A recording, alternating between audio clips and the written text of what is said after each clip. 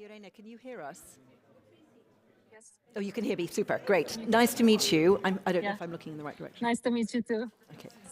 Good afternoon, everybody. Please do take your seats. We are going to have a super exciting after-lunch session, which ensures that you do not go to sleep. So just bear that in mind. I hope you're well caffeinated. And we are going to go further and deeper into the costs and benefits of enlargement and the whole issue of absorption capacity, a term which arose in the late 90s. I'm pretty sure that it was originally conceived in French. Was capacité d'absorption, and that's not by accident. But it's now become a rather broad term for all kinds of questions about how enlargement changes the existing EU. And we're going to come on and talk about those issues this afternoon. So we're going to start with Miriam Kosmehl, who is senior expert on Eastern Europe at the Bertelsmann Stiftung in Berlin, and who's going to give us some facts and figures about public support and anchor the debate in what's the reality on the ground across Europe.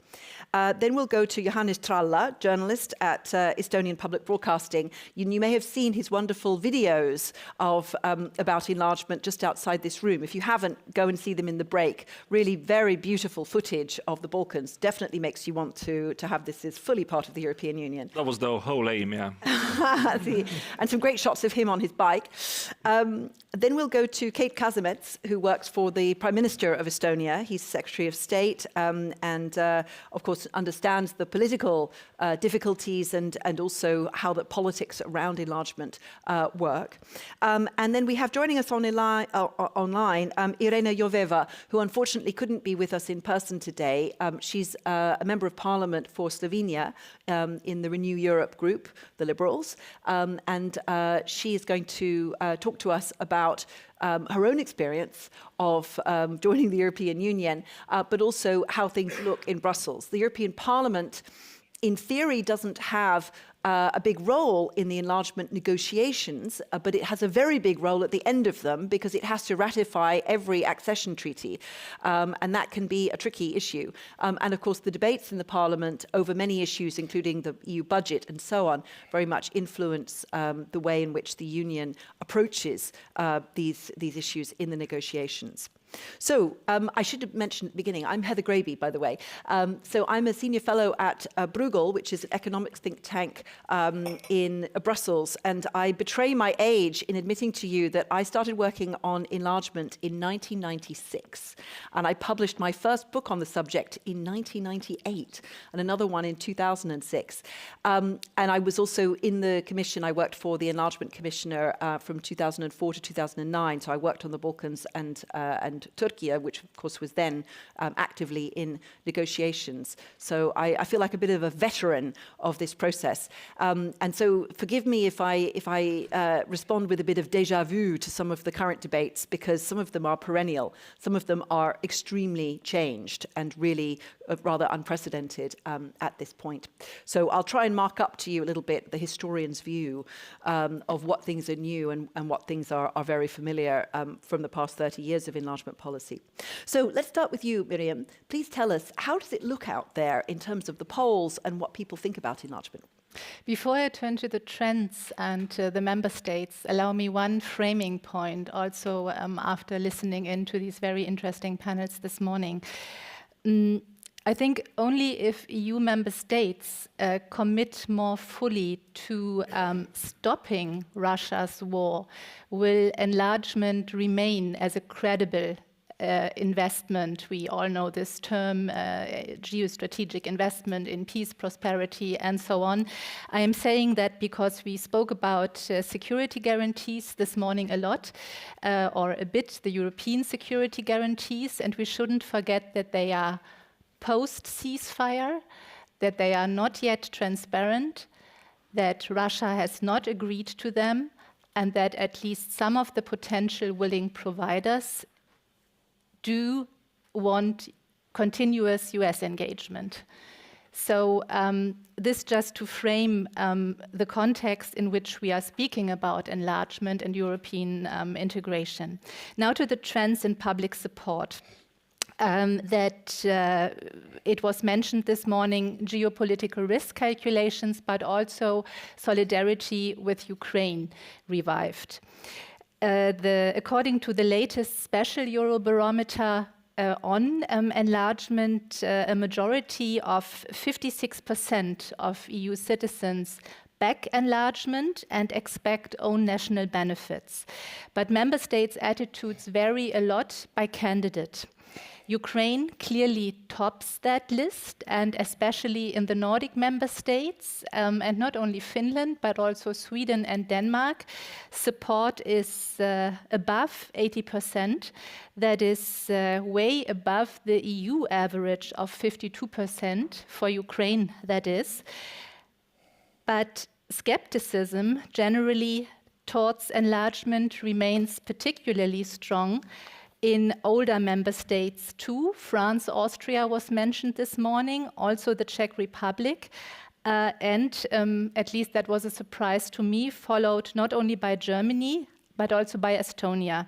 In Germany, 47% are not very much in favor or not in favor at all, and in Estonia, 38%.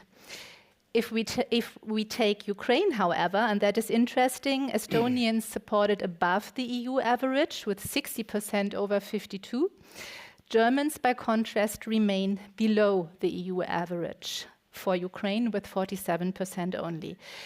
Now, with the war going into its 5th year and with the protracted so-called negotiations producing only limited results, European solidarity that I mentioned in the beginning has been increasingly giving way to hesitation.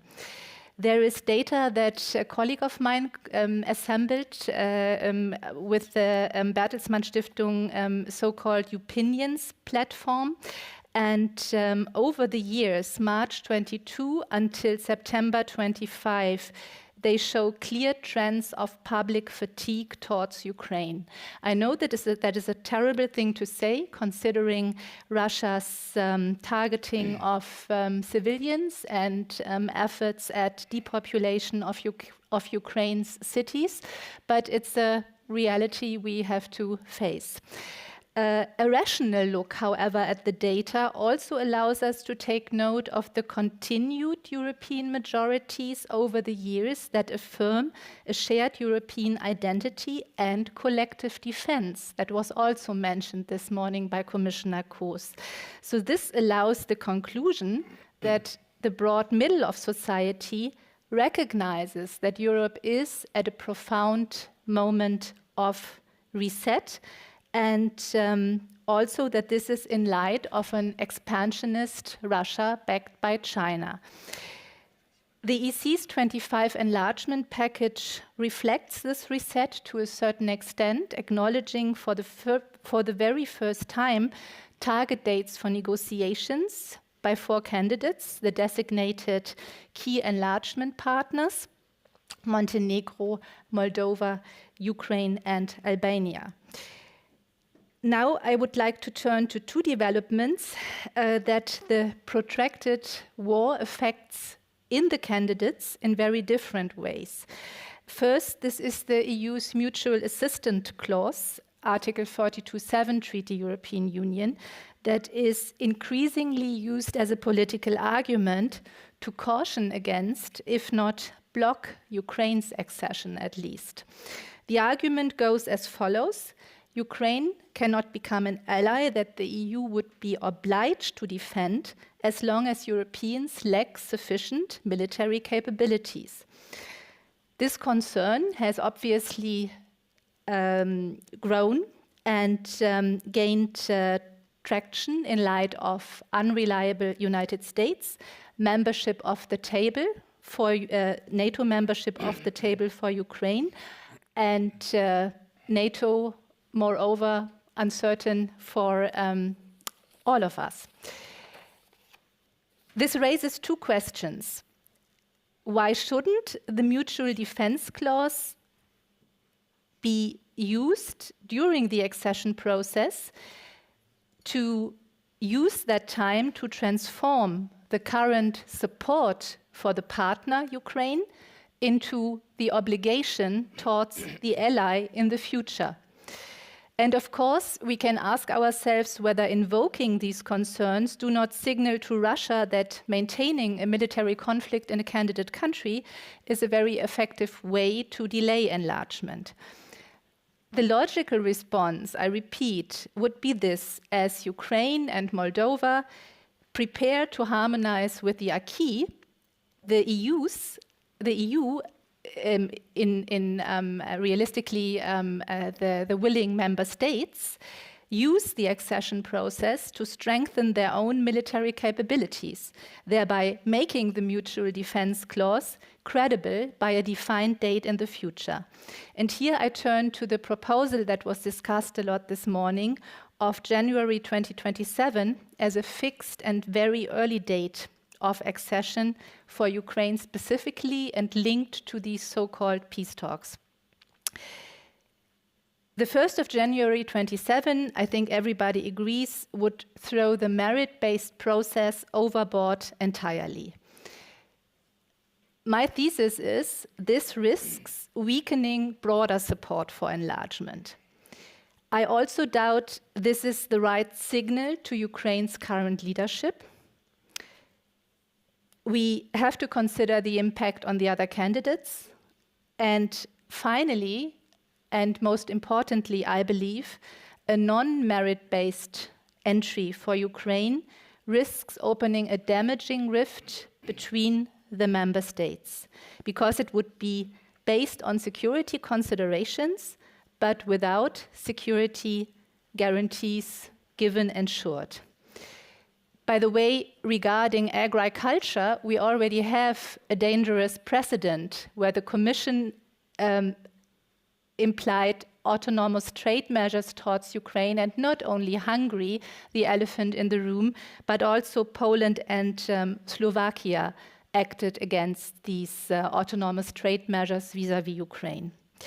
I come to an end just underlining that once more it is clear how much the enlargement process has evolved from a very technical one into a strategic question of credibility and political will, ending with 3 brief takeaways. The first one, that national public attitudes will continue to shape the political room for maneuver regarding support for or rejection of enlargement. And it is not only Hungary that is the elephant in the room. Europe's strength of unity requires building majorities and sustaining public support across a majority of member states. We could also speak of political statecraft. Second, 2030 as a target date for Ukraine has been ambitious, but does not completely reverse the EU accession procedure. It could, moreover, define a deadline for EU member states as well to reform not only institutions, but also defense capabilities. This is the more reliable way to sustain public support across member states.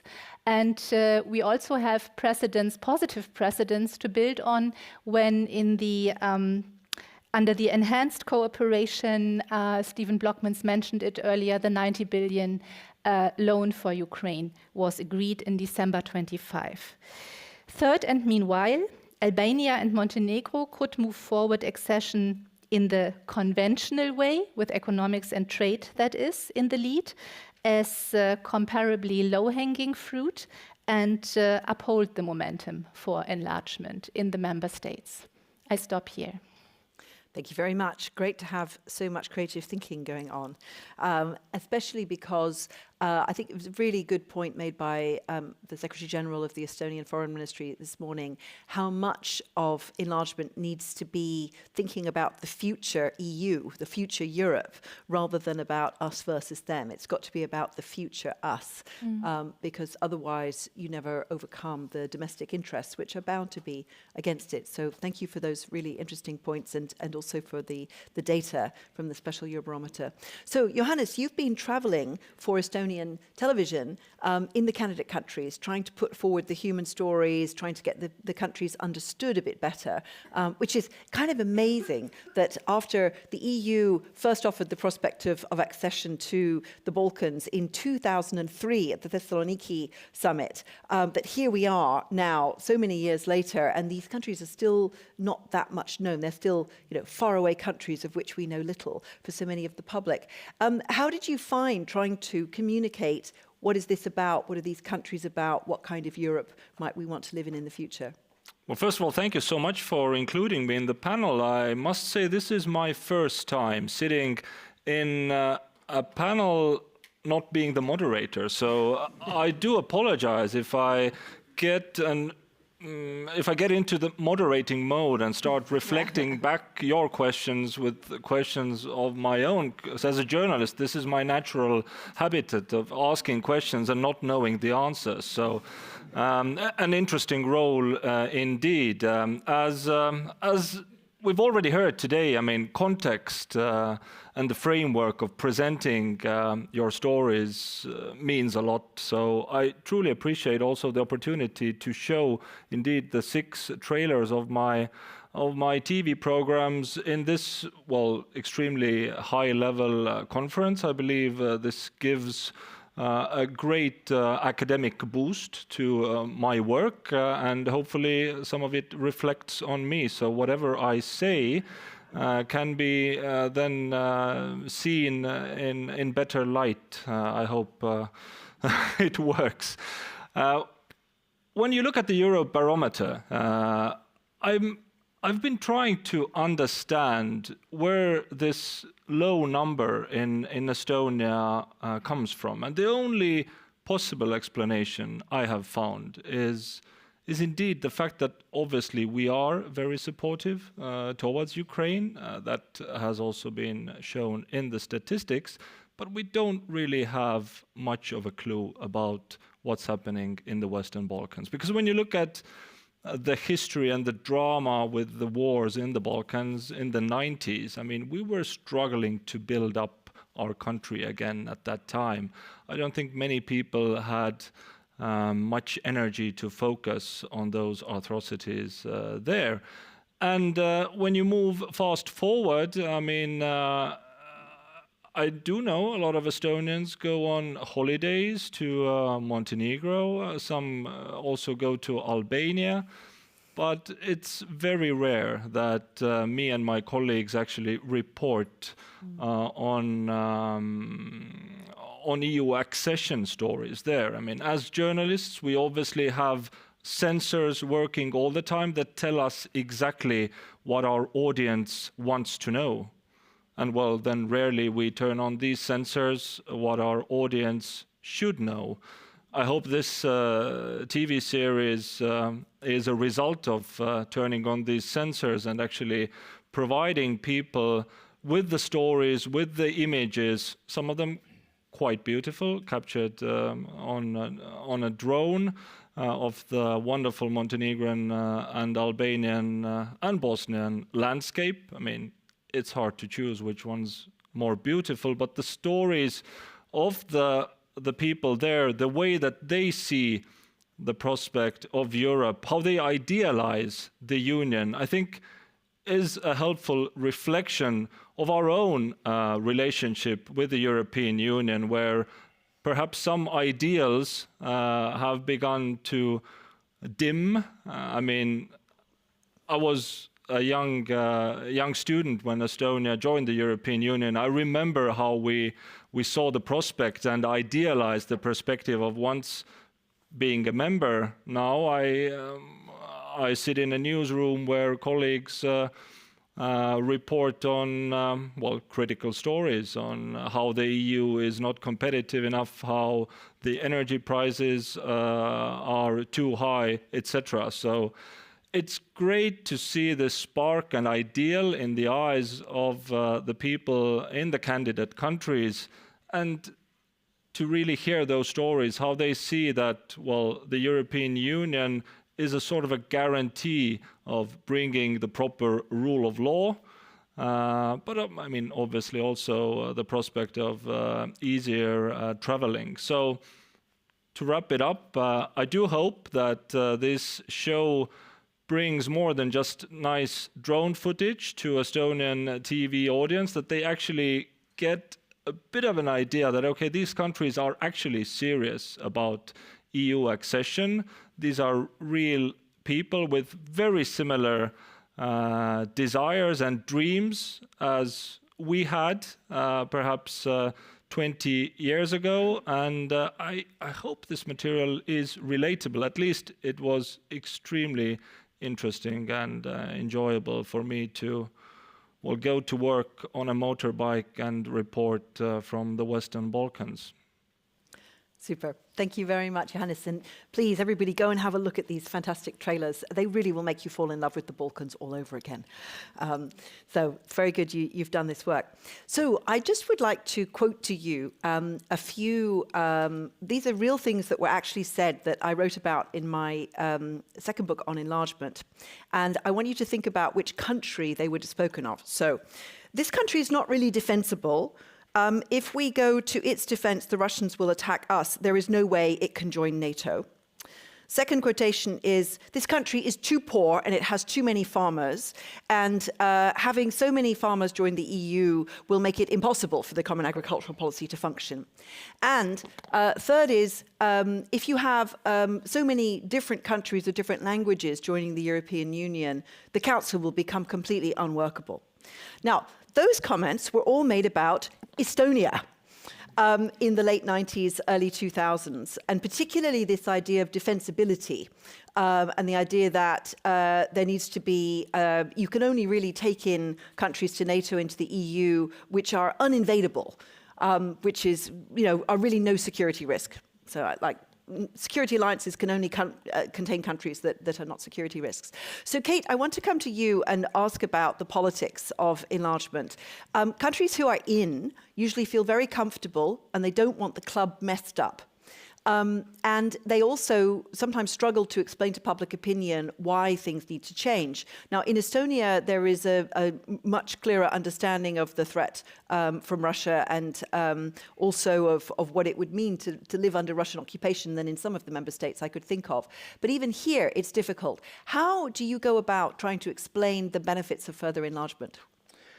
Thanks for inviting me to the panel. Maybe a little bit differently from Johannes. I have done it very many times. I usually ask a panel. Yes, and usually Johannes asks questions, and I have also dealt with the enlargement, not maybe so long time as you, but my history with the enlargement goes back to the year 98, I think. And I started to train the Estonian officials on the EU issues, and then afterwards joined the government. So, and I have actually worked in quite many, not permanently, but for some time in quite many accession countries also. And this enlargement debate of these costs and benefits, and it has been there always. Why I had this long intro, mainly I think because my main point what I would like to make is that I think today these old arguments are not so relevant in terms of Ukraine, because so many things have really changed in the very big way. And when we take let's start with the security, I think it does, yes, you highlighted some quotes, but I think before the enlargement from the EU member countries' perspective has not been so much like a security debate. It has been more the budget debate on how much we need to pay for the in a very poor countries who are joining, and there has been these risks or the fears of the people coming in, taking the jobs, etc. And mainly this type of things. And then the third, maybe the political risk of the I don't know, unmanageable, yes, EU with many countries. I think today these arguments are in a fully different context on the security and defense. How I see it, it's more that this is one of the main reasons why Ukraine needs to win, because of having Ukraine out is much, much bigger security risk of having a big country basically together with Russia, Russian-minded in a very bad scenario with the very big defense capacities would be huge risk to EU. Ukraine military capacity has a lot to contribute to for Europe also to being a more geopolitically strong bloc. Because let's face it, they are still the only ones who have a real war experience now for already 4 years. So I think this is what we need to explain also, that I think the risks of not having Ukraine in are much, much bigger. And also this budget cost argument doesn't work, I think, because when you look how much we have supported Ukraine. Yeah. So come on, it's when you look at the statistics now, the EU has replaced all the US assistance. When you look to the numbers, then it is tens of times of higher than it would be when we talk about whatever payouts from the EU budget. So this argument also doesn't work. Then the argument of okay, but they will come and take our jobs. I don't know, I can now be, of course, mistaken, but it's clearly more than 10% of Ukraine population already is in Europe, pre-war population. Yeah. So it's,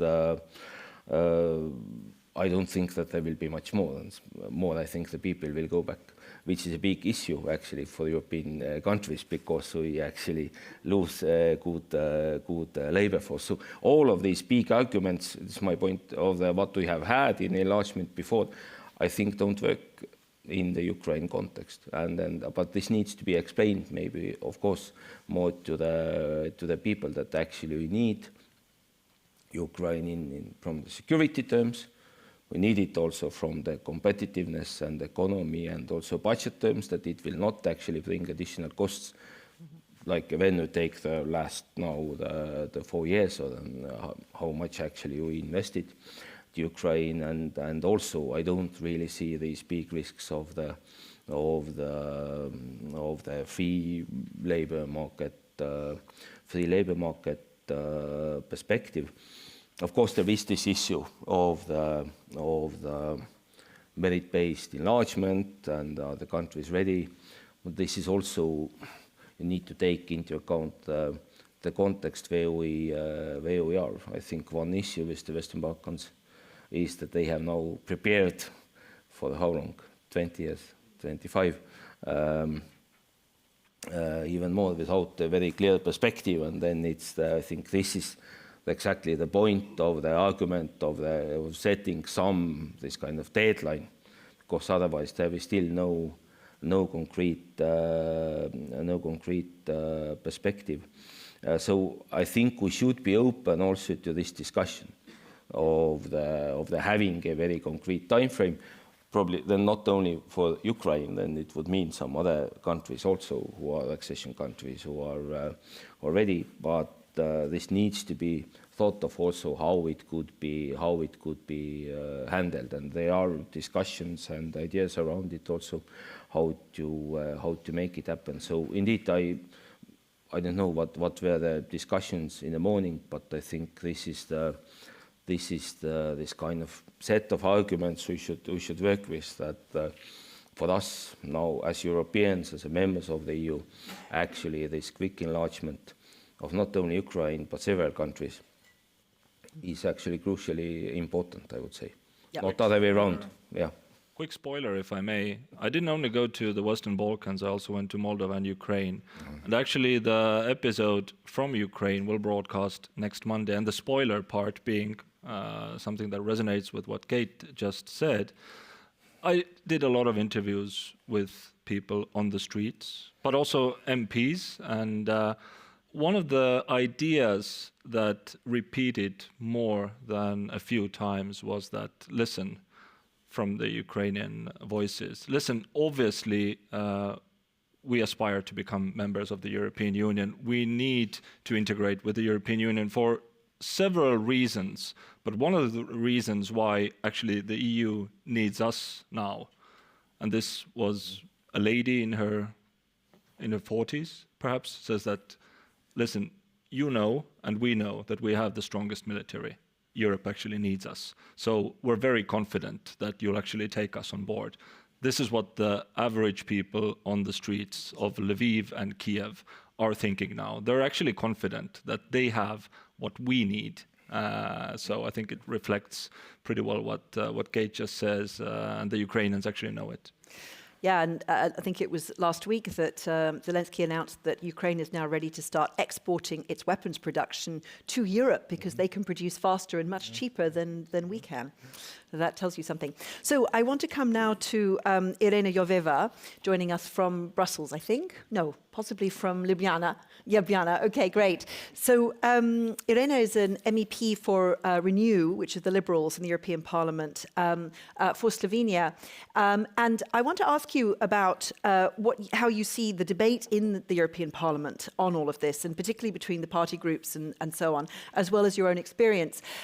It's a challenge also for the European Parliament. Every time that there's an enlargement, there has to be an adjustment of the number of MEPs, although I would note that the entire population of all of the candidate countries, the current candidates, including Ukraine, Moldova, and the Balkan candidates, is less than the population of the United Kingdom.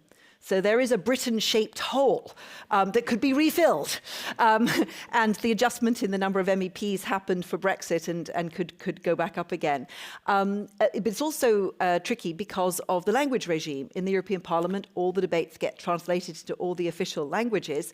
And so bringing in many different versions of what used to be called Serbo-Croat, potentially two different kinds of Albanian, could also be quite challenging.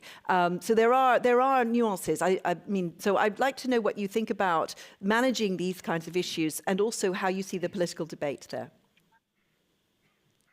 Hi, everyone. I hope you can hear me well. Yeah, First very of all, good. thank you for inviting me. Thank you for inviting me. Second of all, I'm really very sorry that I cannot be there with you in person. I was supposed to be, but I guess the majority of you know that I think 700 flights were canceled yesterday. And we were in Strasbourg at the plenary session, and I had no other option than to go via Frankfurt, and everything was canceled. So I'm in Ljubljana now. I got here by car yesterday, so we drove a whole day. So I cannot. I'm really sorry that I cannot be there because I'm really enjoying this debate, and I think it's a really important topic. Now, at the moment, I'm somewhere between my office and between my home because I had an ad hoc meeting with our prime minister and then had run out of time to go either to the office or to home. So I'm somewhere in between, and I'm really sorry for this. But the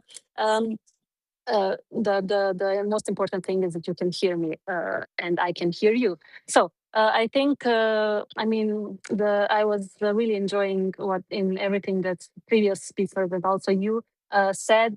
This is a very important topic, very important issue. Also, I see it as more and more important within the European Parliament directly. I mean, the debates are, you know, in this mandate, every single debate is challenging, no matter if we are speaking about enlargement or anything else, because there's a lot of colleagues that are using everything to their own populist interests or their extreme ideas, and it's happening more and more, and it also gets to the enlargement. So that's on one hand, but on the other hand, this topic is again high on the agenda in general in the European Union. It wasn't like that if I compare it with the previous mandate, because this is my second one. So, you know, that's good, that's positive. Also, the Commissioner for Enlargement that happens to come from Slovenia, Matakos, is, I think, doing a pretty good job, especially comparing to the previous commissioner that was on this position, coming from Hungary. So, I mean, the process is such, the way I see it, it has never been without critics. I was in high school when Slovenia joined the European Union, but I still do remember it was already spoken about, you know, the enthusiasm, the also ideals that we all had also in Slovenia regarding the European Union. now times are different, but still, I think this was the best thing that could happen to us in the more recent history, and we are still very, of course, being close to the Western Balkans region, and also we were sometimes part of the same country. We maybe look at those countries differently, or maybe kind of in the same way that Estonia looks towards Ukraine. When it's closer, you find this more familiar and also more closer to your heart, if you want me to say it like that. But obviously there are more and more challenges, and we can speak about a lot of stuff that happened in recent years regarding not every candidate country did their homework, or at least not as much as they should, but also there is the European Union or certain member states' fault for the fact that the credibility is quite, not on the level that it could be or should be. At least if I'm speaking about the Western Balkans region, I think also the European Parliament, but more or less member states, certain ones did. Did a lot of promises that were at the end not fulfilled. So I think that's also a big part to blame about that we are still speaking about enlargement, since the last one was Croatia, and then nothing happened in between. So why the enlargement is now high? We all spoke about it, probably not only on this panel, but obviously the Russia's brutal invasion on Ukraine. It shattered the illusions that a lot of us had about lasting peace on our continent, and also it reshaped everything regarding the security, especially. And I think it also reminded us that the enlargement is not only a technical process or merit-based process. It's everything stands or falls on the political will. So it has also exposed, I think, the risks of leaving the countries in a waiting room that's prolonging for years.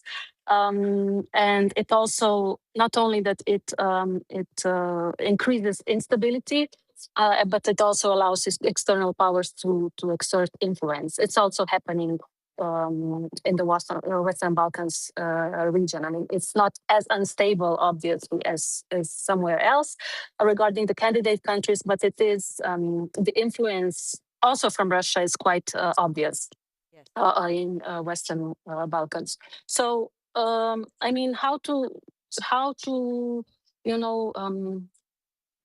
do this right, or to also explain to the citizens, maybe to the countries that are not as close to the candidate countries, to understand why this is important.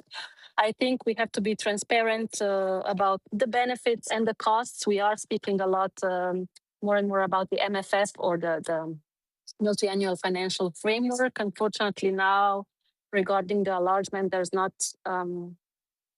so much being said in the frame of the MFF, but I think the transparency here would help us a lot vis-a-vis the citizens and their understanding of the enlargement process.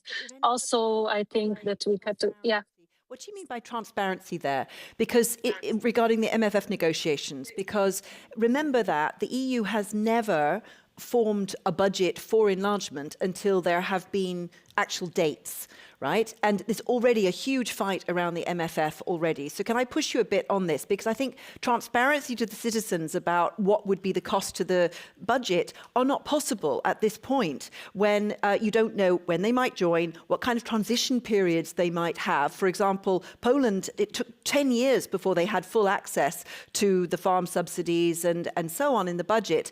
Even Slovenia, there was a transition period. So it's not possible to say to the citizens, this is exactly how much it's going to cost you per citizen for Ukraine to join at this point. So how would that work? I would argue it's perhaps premature to think about a budget. I didn't mean it cost in a cost way, so to explain right the cost as such, but transparent in a way that it.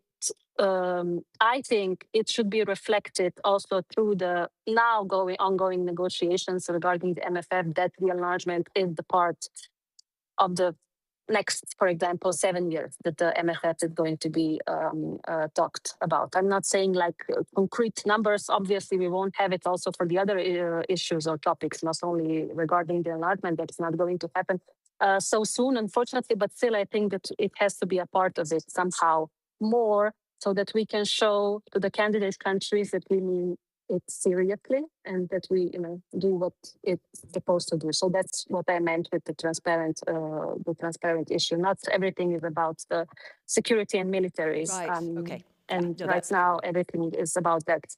So that's why. That's what I meant. But also to link just my last point, to link the enlargement process with the internal reforms, because if we don't do the internal reforms within the European Union, also within the European Parliament, but your argument about the United Kingdom is very good and also, I think, very user-friendly, if I may say it like that. I think everyone would understand it maybe differently, also the ones that are hesitating now a little bit, but also reforming it because of the vetoes that we have. I think the commissioner, I don't know if she spoke about it, but there are some plans about, doing things differently here. I think that's very also an important part because there are a lot of member states, current ones, that are forgetting how and when. I'm not speaking about France, but for example about Bulgaria, that has a lot of issues with their neighbors, especially North Macedonia, and it's pure national. And I think it's not, it's not an excuse to do it in the way they are doing it. But they're not the only one. I'm just using this as an example. So I think that we have to do the reforms also, so like hand in hand with the enlargement. Otherwise, I mean, everything else will shape us or unshape us, maybe the geopolitical reality. We have to be aware of it. And as I said, everything stands or falls with the political will. And if there is one, and if we would be acting as one, so as European Union, as one, at least here, because this is a part of the foreign policy, I think it would be very helpful, not only for the candidate countries, but also for us as a European Union. Yeah. Okay, thank you very much, Irena. So Irena made two important points there, which relate back to some previous things that you were saying, Miriam. One is she referred to public opinion in the candidate countries. So we talked about public opinion across the EU, the current members.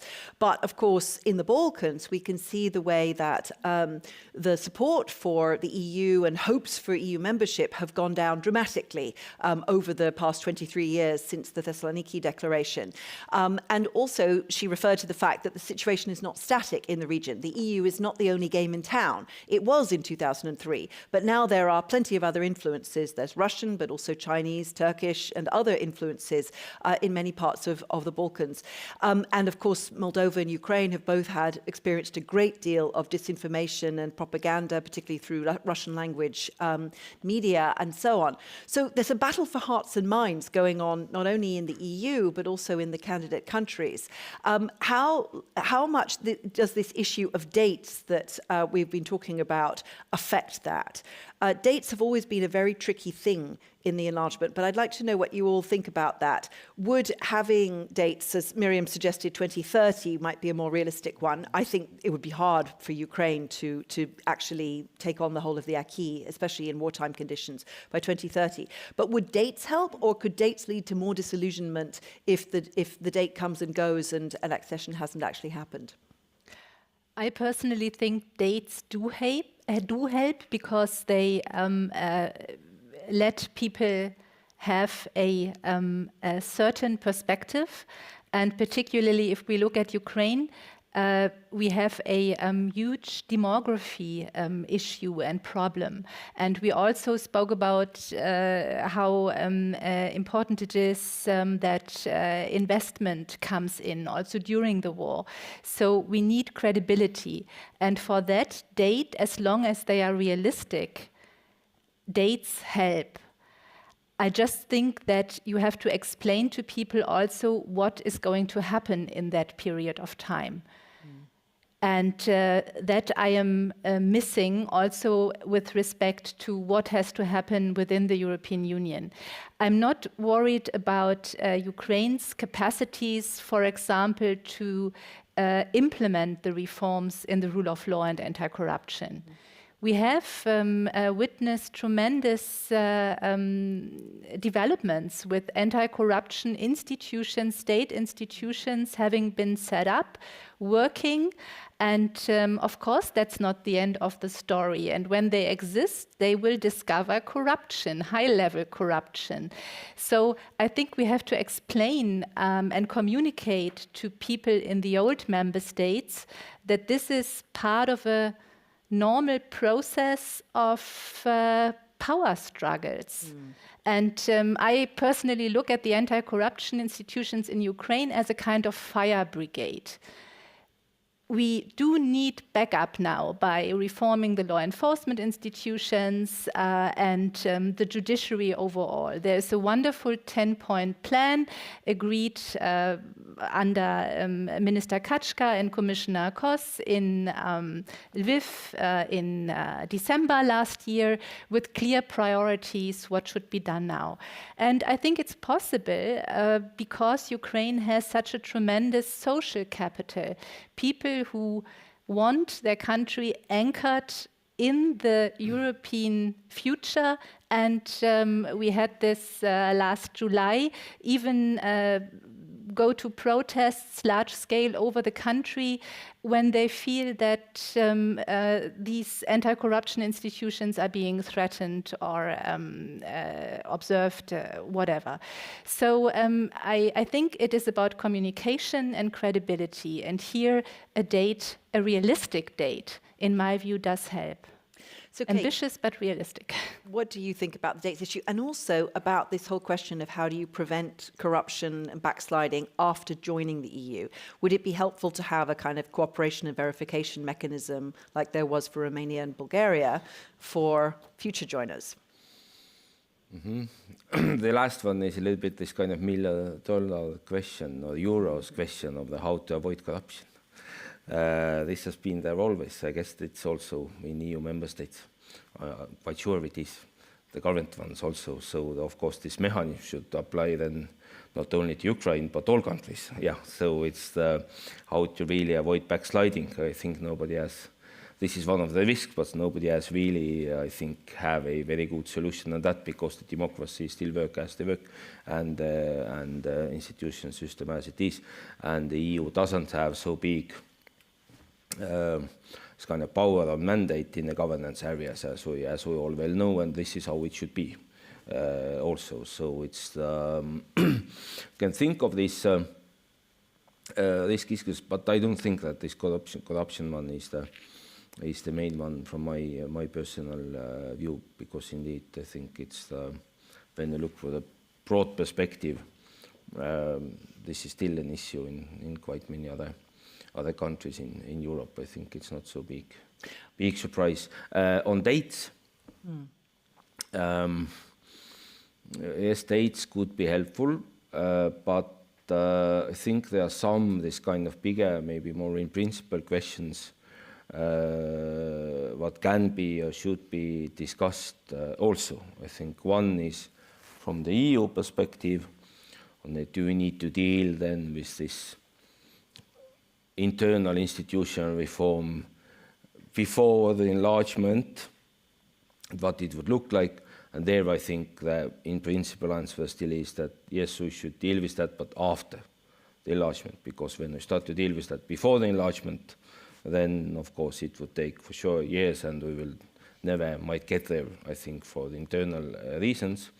And the second, which is more this kind of maybe innovative idea, is that we could look also this kind of accession from the perspective that, yes, you already referred to that transition periods also, and for many countries it has been used in Bulgaria, Romania, still now only joining some of the policies, is actually getting in more or less at the same time than us, a couple of years later. So we could think also about accession where the countries join, but they have very limited access actually to the policies until they have transposed the key and they are ready. So, which could be also that you can't even say that how long the transition period for this kind of transposing the key is, but you could also agree that you can't access before.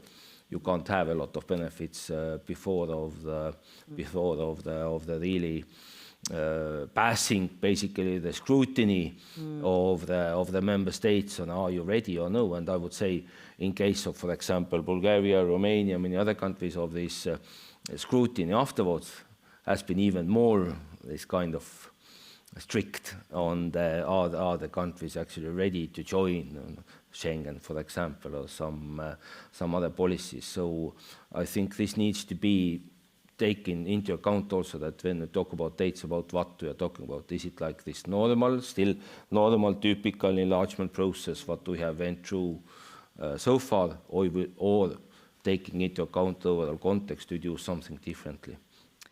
Very interesting. So this would be ideas of staged accession, which we have in reality, because countries don't join the euro immediately. Estonia didn't, for example. Countries don't necessarily join Schengen until, Romania, Bulgaria, it was 20 years after, nearly 20 years after accession.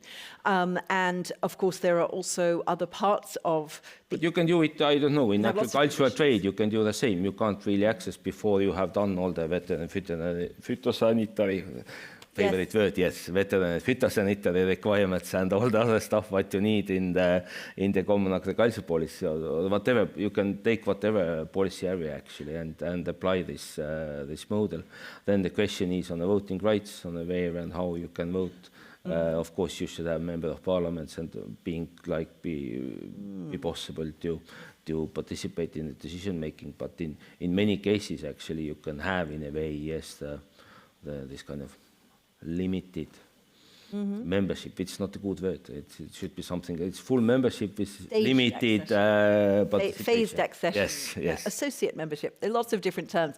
But what about, the EU did introduce in 2020 new conditionality on use of EU funds because there was huge corruption revealed about one member state, and the heads of state and government decided at the European Council in 2020 that some of the EU funds, not the MFF, not the multi-annual financial framework, but other funds, the recovery funds, should not be released to Hungary until there was a Commission report on the misuse of those funds, until there was a better guarantee that the taxpayers' money was being used appropriately.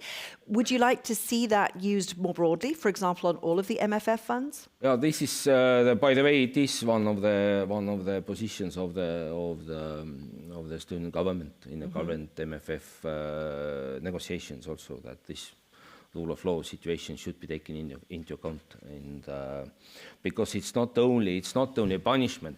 This is why I think this kind of issue emerged, is also that the corruption interferes also to the single market principles of the equal access and equal treatment of all the companies and businesses. And in order to have actually a working single market, you need to have a equal this kind of playground to everybody, and this is, I think, why the rule of law principles and fight against corruption is particularly important. And this is the main justification also, I think, for linking this kind of some of the financial this kind of benefits to the having really the rule of law principles applied. Yeah, I think that's a very interesting question, how we're going to do that. Johannes, in your travels in the candidate countries, do people see the EU as a cash cow, or is it more about economic opportunities, chances to live and work and study in other countries, or is it about payments to farmers? It's surprising. What was surprising for me is whenever I asked people why do they think EU is good for them, the first thing they started talking about was, we don't really trust the government, but we trust the EU. I mean, whenever I try to speak about agricultural subsidies, investments into new equipment, fancy tractors, I mean, that would be nice. But I mean, we don't really trust our government, and we want Brussels to come in and guarantee us no corruption, proper rule of law, etc. I mean, it's crazy to, in a way, it's crazy to hear that. I also interviewed a Ukrainian farmer. We were standing next to his 40-year-old Soviet-made tractor, or 50-year-old, who counts? It was old and rusty. And I asked that, okay, but like, how can you compete with Poland and Germany and France when you join the European Union? What kind of investments do you think that you're going to need to make in your farm to be able to really compete? I said, just let me in the market, basically. We're competing now without any subsidies. Our government doesn't give us any investment money. So let's just finish the war and get business going. So almost no one actually talked about funds. I mean, they were talking about accessing the single market and benefiting from that.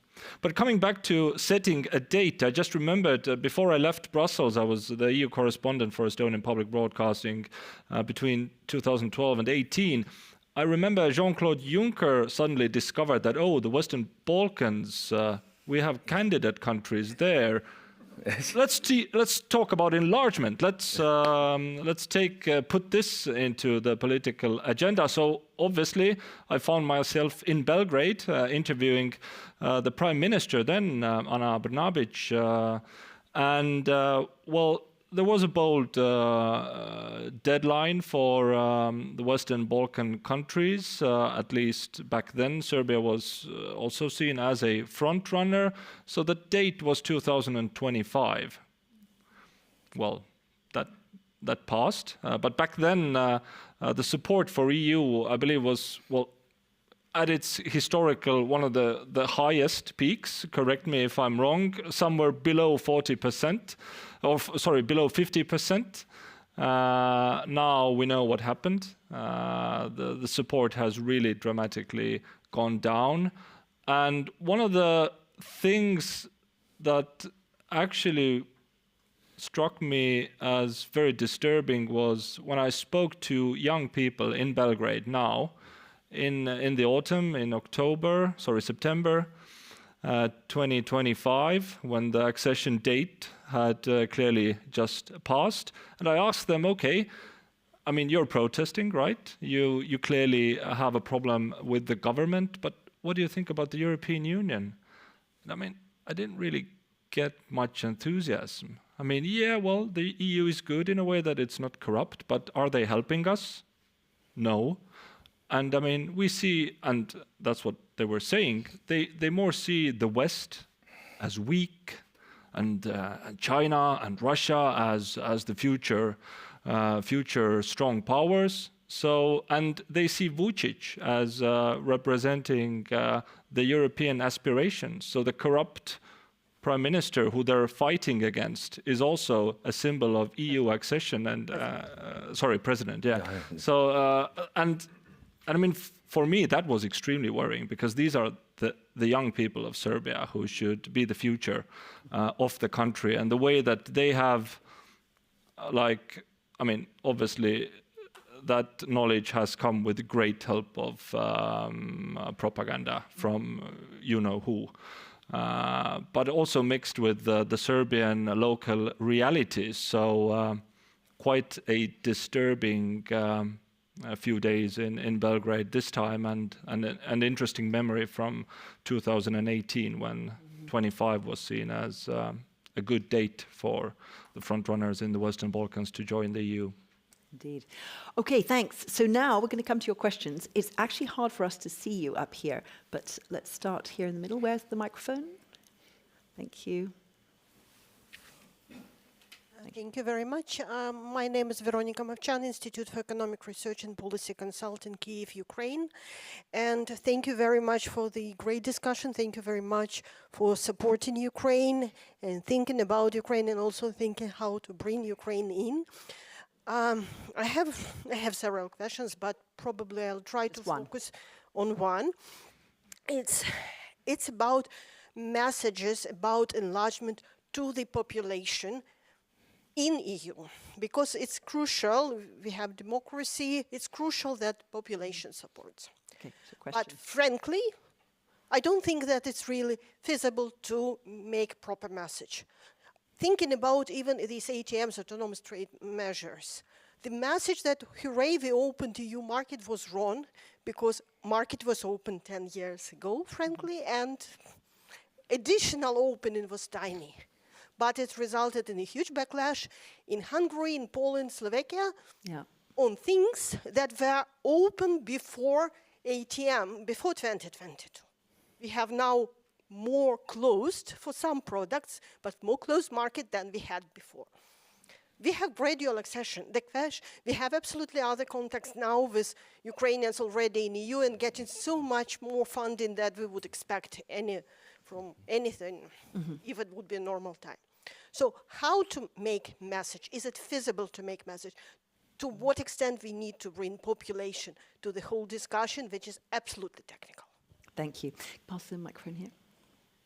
Yes, von der Tekin, Institut für Europäische Politik in Berlin. I have one short comment on the costs and then a question, because I agree with you, Heather, that it's very difficult to put a number to the costs. But there is has just been a study published by the Konrad Adenauer Foundation in Germany, and they of course use the current MFF as the framework, but they say that per citizens, the accession of Western Balkan countries costs basically a cup of coffee a year. So it's €5.30 or something. Of course, it's again, it depends on the assumptions that you make, but this is just maybe a figure to work with. My question, however, is because I was also part of the Franco-German expert group on institutional reforms back in 2023.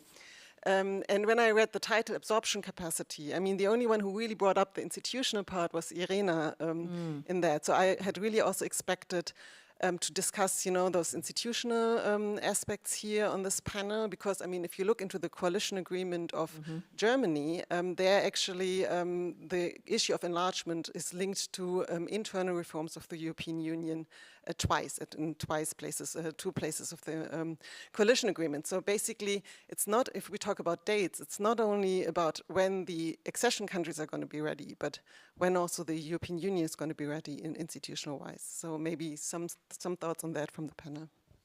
So I should just recommend some further reading. You can tell you can take the university lecturer out of the university, but somehow they still come back to this. Very important to read this Franco-German group of the 12, it was called, which came out with some very interesting points on enlargement and institutional reform, including on this whole question of measures to ensure continued compliance with the Copenhagen conditions after accession. Some very useful and practical measures are in that.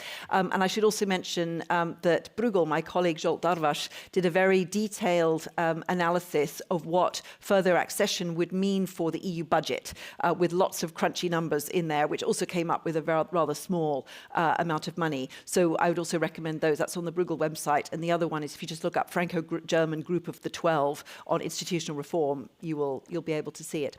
Okay, we had another question further back, and then I'll come back to the panel. Yes, over here.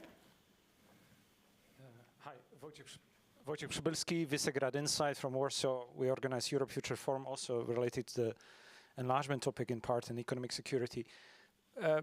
Some time ago, in a way, following on the report of the 12, we produced together with other think tankers and policy minds, let's say, a proposal of a framing of this question of the costs of non-enlargement.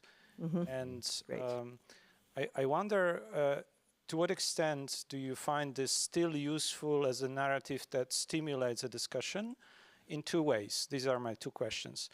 One, exactly on the costs of these missed opportunities, to what extent that motivates still the political class elite, business circles, or societies, to what extent that framing is still useful.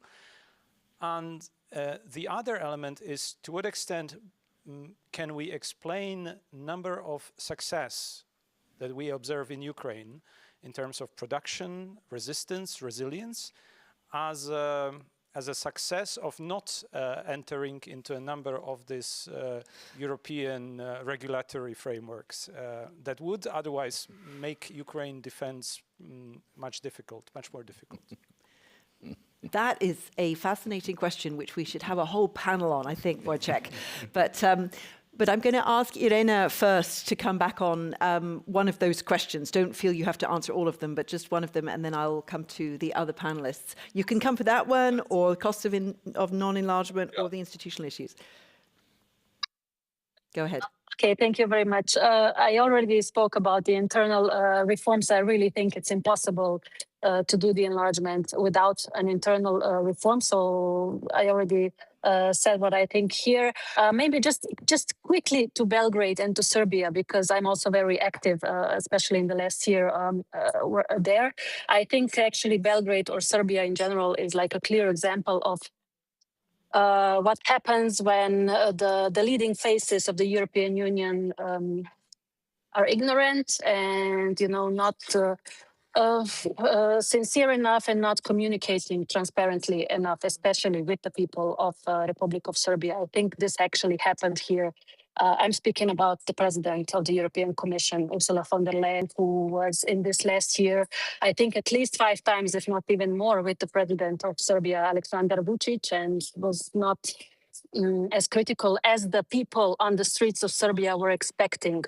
So I think this is a clear example also losing the credibility of the European Union. And that's what happened actually there. And not only there, but through the region. People are really very frustrated and disappointed. And one can understand them, I think, because the European Parliament is trying, they're saving the faces of the European Union. And then the ones that are the true faces are not doing it enough, or maybe not the interests of the public, but maybe economic or some other interests. I don't know. But I just wanted to say that directly and bluntly.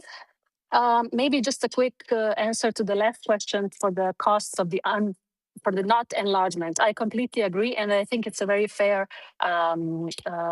argument, and also a helpful one, because especially now with this geopolitical reality that we live in, and we see that we are not competitive enough on any level, not only economically, but also politically. And I think that's an argument that we should use more. I mean, I think that the price of the also unanimity in the council that we have, so the vetoes that are being used for national reasons, and the price of acting too slow because of that, and the price of also not having of having islands in between the European Union, I think is higher than the price would be for those countries joining the European Union. So we talk also a lot about that, at least in the European Parliament, and I think we should reframe the narrative in that way more than the costs as such of the enlargement, because the other costs are bigger, definitely. I agree. Thank you very much. Keit. On institutional reform, I a little bit referred to that also. I think it's a little bit two separate questions. One is, does EU function well? And the second is that will we take in 3 or 4 additional countries, will it become dysfunctional? I think the answer to the second question is clearly not. I think when we have 27, then when we have 30 or 31, I don't think much will change in terms of how the EU functions. We will still have the same problems. So I would not link it with the enlargement. Yeah. Another question is that should we reform EU institutions to be more efficient? Yes, we could do it, but this I think opens up very many different this kind of internal questions, internal issues, and this can be tackled, I think, also in a later phase, and I'm quite sure this will be a very long discussion, which will end with maybe not ratification in some countries, etc. So I think my point is they are not directly linked, because maybe yes, when there was Estonian enlargement and with together with 10 countries, then 15 become 25. And then yes, 27, 28. But now it's when we're talking about still, I think yes, Ukraine is big country, others are rather small, like 3-4 countries. It's not real this kind of game changer of making EU dysfunctional. I don't really believe it, and this is not true. Yeah, I would just note that historically the EU has never actually managed to change its institutions before accession, before enlargement. It always happens afterwards. And your point about referendums is key. In fact, there's even talk, I just mention it here, we don't have time to debate it, but that because it's so difficult to get a referendum on anything in Europe these days, even the 10 Commandments would probably fail, it's really hard to get a new treaty on European Union. So there is an idea that you get institutional reform through the accession treaties, which themselves are an intergovernmental agreement, and they have the force of law. So, for example, Croatia's treaty contained elements of change in the European Parliament, number of MEPs and things like that. But then it would be, then you have to approve also those. So I just mentioned that for information for the audience. Miriam, what do you think about the various questions that were asked? Maybe quickly about those that feel misinformed, indeed tend to be more negative about enlargement. So this is something where communication could make a difference. And this is also where I would bring in the costs of non-enlargement. Because many people in the member states are not so aware what that would entail. Whereas there is a realization that Europe is in this boat together, that there is the European identity and that collective defense is also an issue. So I think that is also a matter of communication. About the institutions, I think I've tried to say that a date should also be used to ask of the Union to lay out what is going to happen. And I think we're all expecting this paper that has been delayed and delayed and delayed, and hopefully we'll see it in March. For Ukraine at present, having the advantage of not being in the EU, particularly in industrial defense production, obviously. And there are so many regulations that would not make it possible for them to be as innovative and as fast as they are currently. But this is also an issue where I think with a future perspective, the Union overall, older member states can learn from Ukraine. Do you agree with that, Johannes? Absolutely, and since the clock shows 0, as a TV guy, I know I simply have to stop talking. That's a great 0, point right? to end on. That never happens in the European Union normally. Thank you very much, Johannes, and all the panel. This has been a really terrific debate. You are now free to join your coffee break, but I would like you to thank the panelists for their excellent contributions. Thank you very much.